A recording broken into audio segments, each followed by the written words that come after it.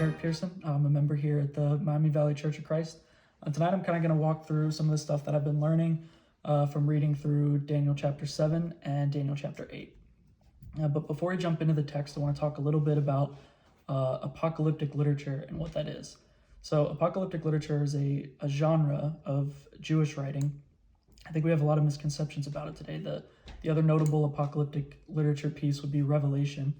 I think whenever we today read apocalyptic literature, we're always very focused on the future, which is not the original meaning and has never been the context that we're supposed to read apocalyptic literature with. So apocalyptic literature as a Jewish genre was always meant to convey a message to the people of that day, of the present day.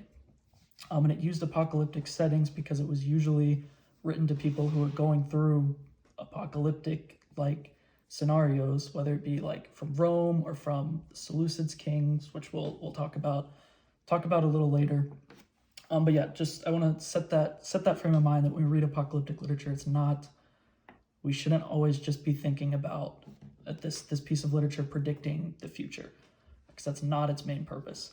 And if you want more information on apocalyptic literature and especially Jewish apocalyptic literature and how that's kind of developed as a genre and how it's commonly used, check out Philip Harlan's podcast.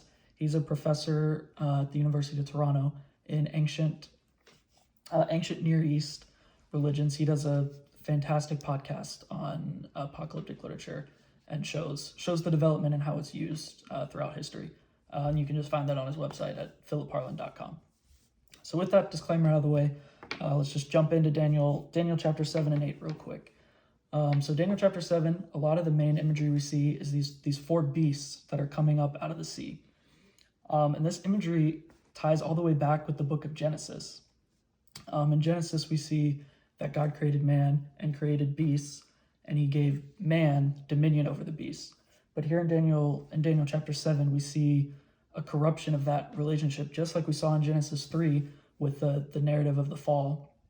We see that beasts are exercising dominion over man, so that relationship is kind of flipped from what it should be to, and it's corrupted. So that's some cool imagery that ties back into Genesis. For more information on that, you can check out the Bible Project's podcast on the Son of Man, which is the character who comes in later in Daniel 7 and ends up destroying all the beasts, and then goes and sits on this divine council and judges the earth with the Ancient of Days. And again, Tim Mackie and the Bible Project does a fantastic job of pulling that all apart, so I won't get into it, but if you want to learn more about that, go check out the Bible Project and their Son of Man podcast with Tim Mackie. So that's chapter 7. And as we move on to chapter 8, we see, so a cool thing about chapter 8 is it's where the author of Daniel switches from Aramaic to Hebrew, which is really cool because it's kind of a representation of the struggle that Daniel's been going through with trying to maintain his Jewishness in this Chaldean world, so Aramaic was the common language of the Chaldeans. So by the author switching from Chaldean back to Hebrew, we see this really cool imagery of Daniel, like not necessarily regaining, but reinforcing that idea of like, hey, this is Jewish, we need to be Jewish, where like as God's people, the Jewish people were set apart. But yeah, so getting back to chapter 8, so it's kind of a retelling and an evolution of the story of the imagery that's done in chapter 7, except chapter 8 explicitly identifies the players, and it's just a more evolved vision than what we see in chapter 7. So we do see the horns and all that stuff actually identified later. We see that the first horn, the big horn, is Alexander the Great of Macedonia. And then we see his three generals. And then we see this smaller horn with a face that's talking very arrogantly.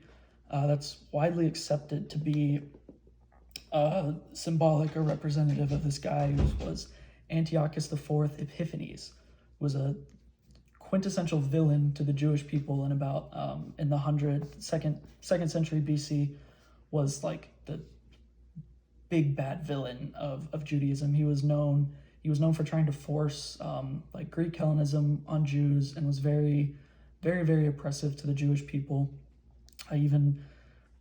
later in Daniel chapter 9, it'll talk about the desolation and abominations that's, again, widely connected to something that Antiochus Epiphanes did. And if you want to read more about that, check out the book of Maccabees, which is an apocryphal work. It's included in some biblical canons, but not our Protestant biblical canon. But it's absolutely necessary for understanding the context and what's going on in this world of and what's going on with the Jewish people in the time that Daniel was written. But yeah, so check out Maccabees, read that story, get some context for what's going on here and who Antiochus Epiphanes was, and this horn that is representing him in this story. Yeah, so I think that's kind of the really cool imagery that goes through in Daniel 7 and 8. But I think at the end of the day, we can all argue about apocalyptic literature and the horns and who they all represent and when Daniel was written. But at the end of the day, I think the big takeaway from these 2 chapters of Daniel is that God will intervene and make things right, whether it's through a human being character like we see in the Son of Man. Literally, Son of Man means one like a human being. Whether it's God intervening in human form, which we've seen him do in Jesus, or it's through other means. But at the end of the day, the story of Daniel 7 and Daniel 8 is that God will intervene and make things right and set things right with his people. Thank you for listening, and come find me at church if you have any questions or want to talk about anything.